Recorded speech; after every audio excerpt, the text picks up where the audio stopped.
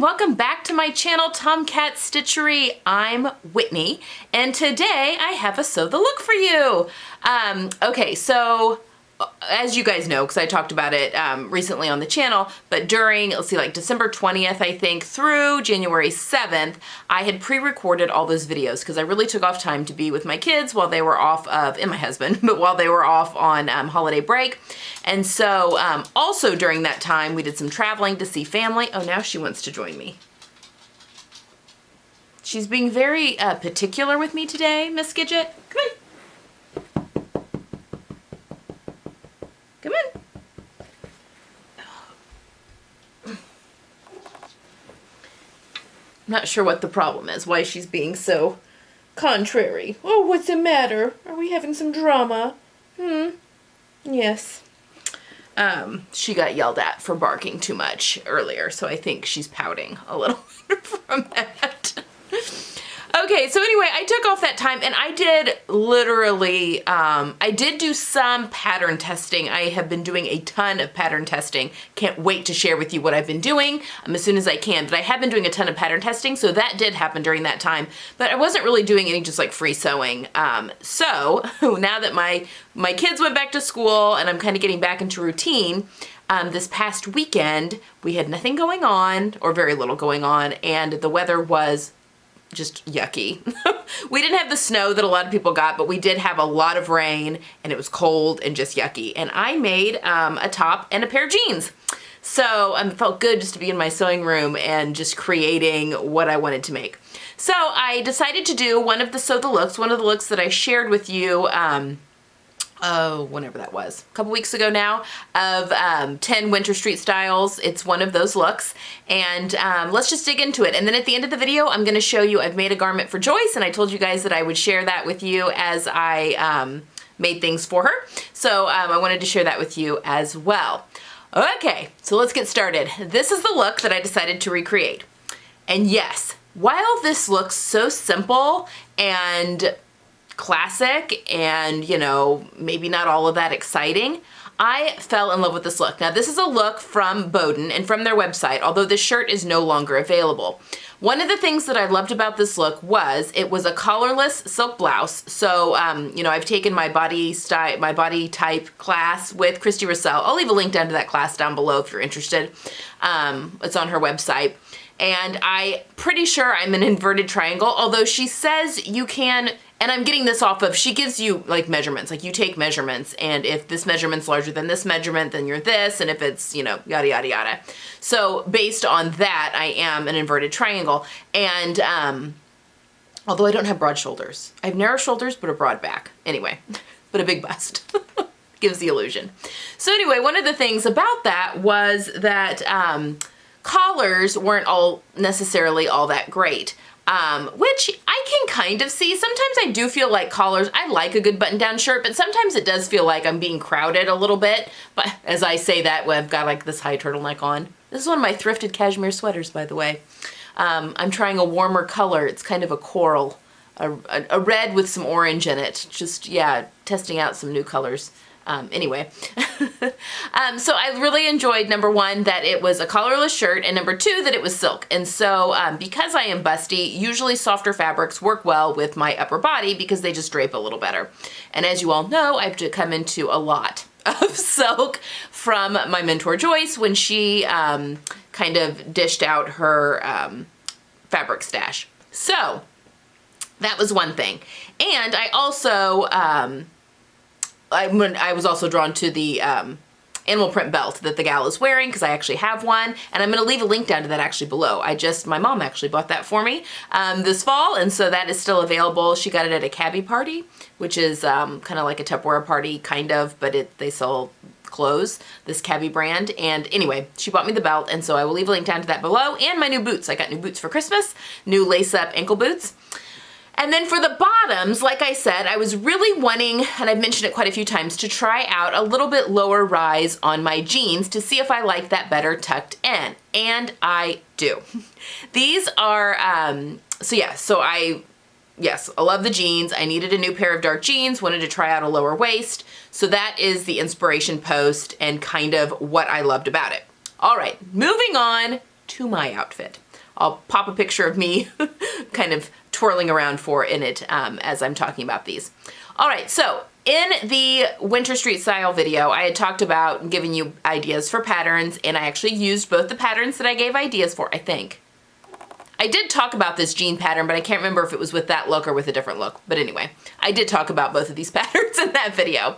So for the shirt pattern, I went with the Bonn shirt and dress pattern from Itch to Stitch Patterns, and I'll pop, it'll pop up here. And I'll leave a link down to that below. I am an affiliate with Itch to Stitch Patterns, so it is an affiliate link, meaning I get a commission if you click on it and buy the pattern. But you know, that's up to you. Just want to be forthcoming with that. But the reasons I picked this shirt, now the original shirt was, I think, just a pop over, so it didn't have the button placket that went all the way down, which is nice, and I do enjoy wearing that. But I do also like the ease of having buttons all the way down. It's just a little easier to get on and off. You have a little bit more freedom, like in the summer, you can tie it if you want, you know, wear it over a dress and tie it. I think that looks really cute. Use it more of like a jacket in certain situations. So I decided to use the Bonn shirt. Number one, it's collarless, I guess, kind of. It just has a little stand-up collar. I love the V-neck. That is a great silhouette on me. Again, the buttons make it a very classic blouse. I chose the long sleeves, although this pattern does come with, I think, a 3/4 length sleeve and a flare sleeve, and then just a short sleeve. So there's quite a few variations. And it comes as a dress. You could also make it full length as a dress that you could, you know, belt or whatever. It's very, very cute. And it's woven, but it has the cup sizes. So in true Itch to Stitch fashion, I always make a size 8 with, depending on how things are fluctuating, I always gain and lose weight first in my boobs. So depending on where my weight is in that month, I usually make an 8 with either a size D or a double D. This time I went with the D, and that was enough. That was perfect. And then for the sleeve, I shortened it by an inch. I didn't want to shorten it too much because it has the cuff. I wanted it to, you know, have a little bit of billowing. So I did keep a little bit of the length, and I think an inch was just perfect. I like the way everything hits on this top. And in all honesty, I will usually, with a cuffed long sleeve shirt, I usually end up rolling it anyway. And let's talk about fabric, because that was another thing. With silk shirts, and I've made many silk blouses before with the longer sleeves that I want to roll up. If silk is too drapey, it does not stay rolled up, and it drives me nuts. I've even tried doing the little tab, you know, that you sew on the inside that gets buttoned up here, and then it just falls weird. I've just not had good luck with that. I've learned my lesson. But this, and I'm not even sure what type of silk this is. It's probably, it's not lightweight. It's probably a little more medium weight. Yeah, I don't know. It has a little bit more kind of sticky, if that makes sense. So it's definitely not a satin weave. It's not like a charmeuse or even a crepe. So it's not super slippery, so that when I do roll it up, it kind of, like a cotton almost, like it sticks on itself like a cotton would. And I really love that, but it still has the sheen and the drape a little bit of silk, so it's not as crisp as cotton, if that makes sense. So it was kind of the best of both worlds. Again, this came from Joyce's stash. I did do a burn test on it. I'll talk more about burn tests if that interests you guys. I'm not really great at it. You know, you go to some of these fabric stores where there's just a guy standing there setting things on fire, and he's like, oh yeah, that's a wool polyester blend. That's probably, you know, 75% wool and 25% polyester. I am not that good, but I can determine if things have rayon, and it's basically the smell and the feel. Basically, rayon burnt smells like paper, wool and silk, which you can kind of feel. I mean, you're not gonna mistake wool for silk, but they both smell like burnt hair when you burn them. And basically, if you pinch it off and it's ashy right away, like burnt hair would be, and there's no hardness, you know, because anything with synthetic will, like a polyester or nylon, will leave a hardness, you know, just like melted plastic. But if it just flakes right off and there's no hardness at all right there, usually it's 100% natural. Cotton and linen, kind of have a papery smell when they burn as well. And again, that's basically the extent of my knowledge. Because you can kind of tell the difference there. Claire Schaefer's written many books actually on how to do burn tests, or there's a fabric book that she has that talks about doing burn tests. But anyway, it is 100% silk and is a joy to work with. I have a little bit left over, not enough really to do anything with, but It's also in my white color. So I had my colors done, and I'm going to be doing a whole video on that next Tuesday. My color wallet should be arriving on Friday, and I ordered some fabric that I'm kind of wanting to talk about, and that should be arriving, I think, it's like 4 cuts of fabric, because clearly I need more fabric. But that should be arriving probably on Wednesday to Friday about the same time. But yeah, I'm going to talk about my whole experience of my color analysis. But my white that I should be wearing is definitely more of like an oyster white, so a warmer white. And this definitely is more of an ivory and falls into that. So it's kind of the best of everything. And it's so classic. I'm going to get this worn a ton. So that is the blouse. And then for the jeans, I did the Liana stretch jeans by Itch to Stitch. Now, also an affiliate link. Now, I wanted to try this pattern. Number one, it's a stretch jeans pattern, which are just super comfortable. And number two, it's a mid-rise jean pattern. So it does not go all the way up to my natural waist. Also, this pattern, it sits, I think 2 inches below the natural waist, but it's higher in the back, which solves so many. I don't have a whole bunch of pants fitting issues, just that's not my problem area when I am fitting patterns. Usually it's my upper body that causes all sorts of issues. But there's a couple of things I have to tweak, but I always have issues with my pants riding down because I do have a protruding rear end. When I gain weight, my butt goes out, not wide, if that makes sense. So then fabric has longer to travel to stay up. So, you know, like your underwear is hanging out the back and that kind of thing if you have too low of a rise. But these are a little higher in the back, and so they fit fantastic. And it has a contoured waistband.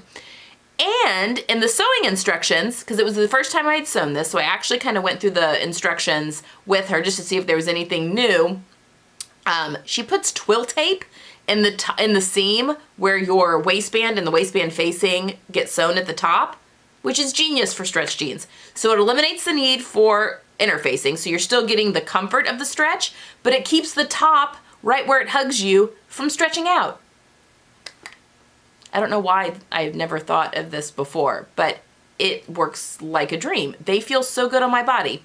Now, I left them the same length because in the past I have had issues with shortening things a little too much. I wanted them cropped, but I wanted them like ankle length, like a classic ankle length. So I washed the fabric before I made the jeans. I made the jeans and then just serged around the hem and then washed them and dried them again, like in hot water, hot dry, which is not how I'll treat them when they're in regular rotation. But I wanted to try and get as much shrink out of it as I could. And I ended up cutting 4 inches off the bottom to give me my, and then there was a 1 inch hem, because 3/8 and then 5/8 for the bottom of the jean.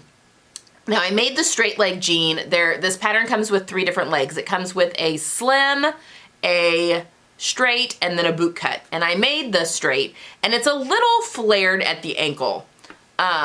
Which is cute, and I really like it, but I kind of wanted, because this is a darker wash jean, I kind of like the idea of these being a little bit more classic. So maybe I should have gone for the slim cut, which is basically, well, I'll talk about that in just a second. But I think I may go back and then just take in equal amounts on either side from like the knee down, just to make it, a little bit less flared. And I think that will fix the problem. So I think I may go back and do that. And if I do, I will definitely show you guys when I have done that. So I think I might go ahead and do that. But I do like the length of them. And they may shrink up just a little bit more, and I think I would be completely fine with that if that happens. Now, this pattern, again, like I said, comes with 3 legs, different legs. What is genius about this is that when you print off the pattern, or have it printed however you want, because it's a PDF pattern, you have the top part of the pant that you can do all your alterations with. So it's basically, the whole crotch curve, and then it goes down like right, I don't know, a couple inches below the crotch curve is that piece, pattern piece. And then you have on separate paper the different legs that go. And then basically you just match them up together. You could tape them together if you wanted to make the full length before you cut out.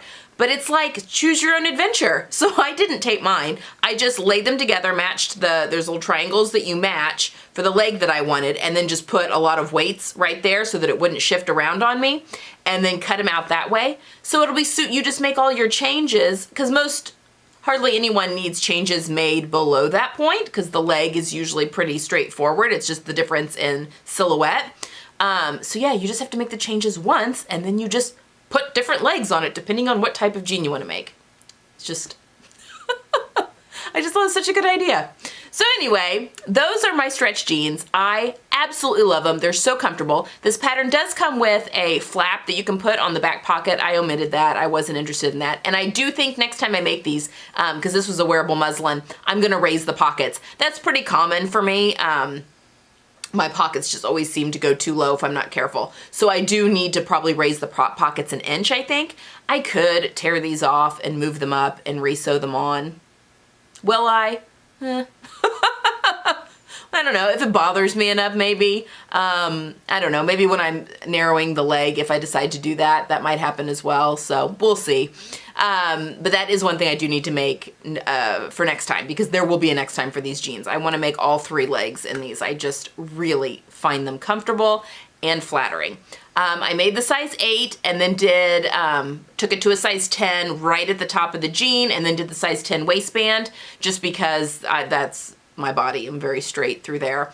And then what else did I do? Oh, I have very inset legs, and so I always have extra fabric pooling in the crotch, so I just shave off, and I have to do this literally 3/8 of an inch on every pant pattern. If I shave it off the inseam of the in front and the back, from the crotch down to nothing when you get like mid-thigh, on both front and back, that usually takes care of that issue just fine. And then, yeah, because again, my hips are inset, so I don't need as much fabric right there in the crotch area. Anyway, so that is what I did for that.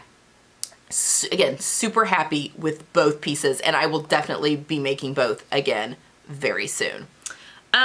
What else? Oh my gosh, I'm sitting here with them in my lap talking to you. I'm trying to think what else there is to talk about. I just used plain white buttons on the blouse. Oh, I did on the blouse, I cut some bias tape out of the fabric, self fabric. I didn't use a tie because I wanted it to, you know, this is a very light color. So I just did the facing with some bias tape. That's the only place where I changed the pattern though. I mean, it's just a lovely, and this is almost like a lightweight twill, almost. Yeah, I would call it a really lightweight cotton or silk twill. I have some other silk twill from Joyce that is much heavier, but yeah. Anyway, there's the blouse, and then the jeans.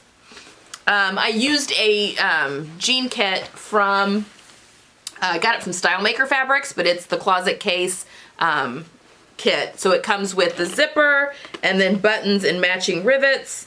I did the copper, as you can see. This is just some, kind of a brown actual jean cotton top stitching thread that I used. And when I do this, again, I'm going to be doing a jean sew along at some point this year, so I'll talk more about it. But when I use my top stitching thread, I put the top stitching thread on the top needle, and then I have regular just navy blue thread in the bobbin. That just really helps, you know, make it go through. But yeah, got the matching rivets that are there, and on the back pocket. What else is there to say about this? I think that's about it. And I used scraps from Joyce's shirt that I'm going to show you for my pockets, just so that I've got a little bit of Joyce in there.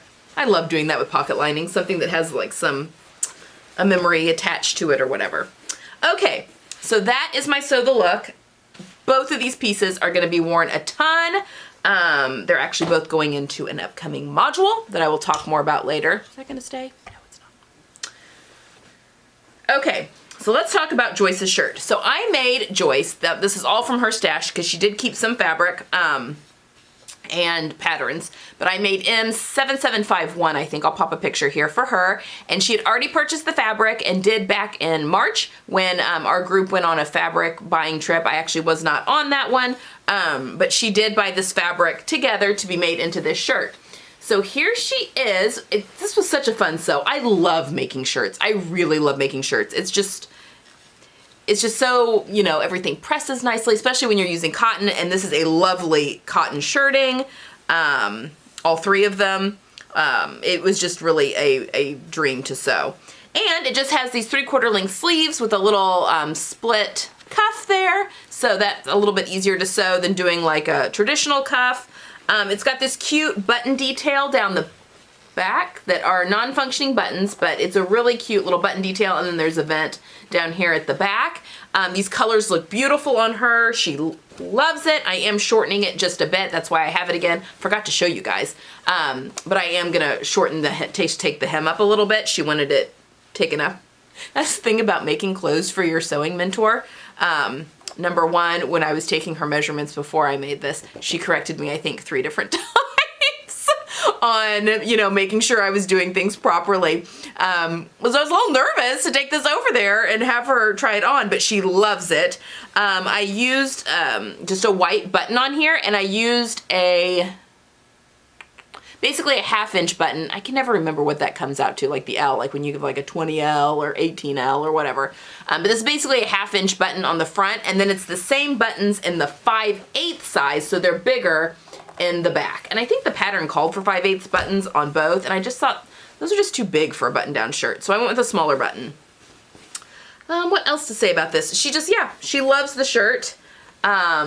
It's just really cool, and with the asymmetrical hem, and I will show you footage of it on the mannequin so you can kind of see it in all of its glory. But yeah, it was just a real treat to be able to make this for her. So I'm excited. I've been going over and seeing her on Thursdays and giving her husband some few hours off so that he can go run errands and do that kind of thing. And we've just been having a wonderful time. We went through her patterns last week, and I mean, she remembers everything. She remembered this is the first dress I sewed when I started sewing again as, you know, as like a young adult.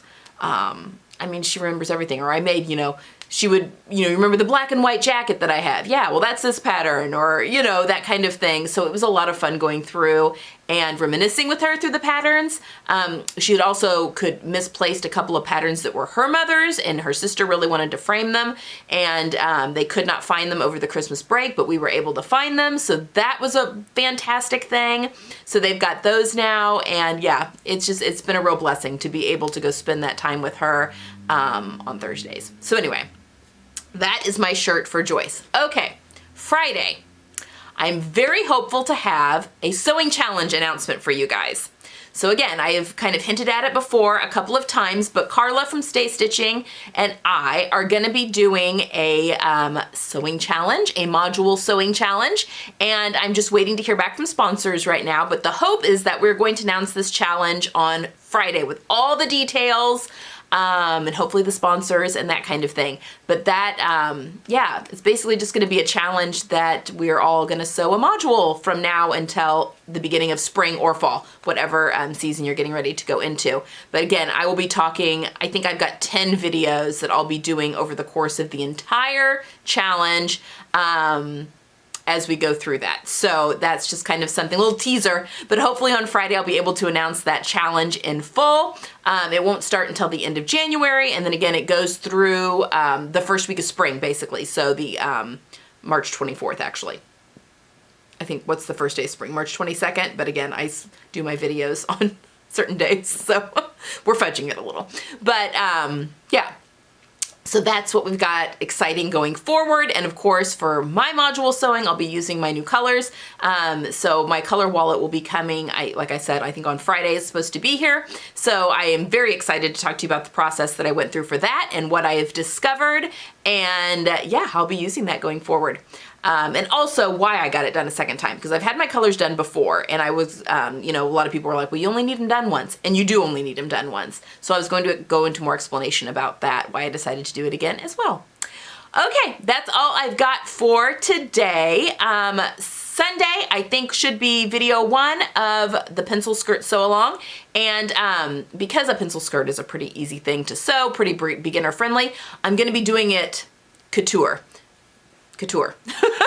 I'm gonna be using some couture techniques, not all, but I am gonna be using some couture techniques. So if that's something that sings to you, that'll be fun. If you wanna just do, you know, a quicker version, that's fine too. But yeah, we're gonna be talking about fit, and again, skirts were the first chapter in the So Stylish, the classic,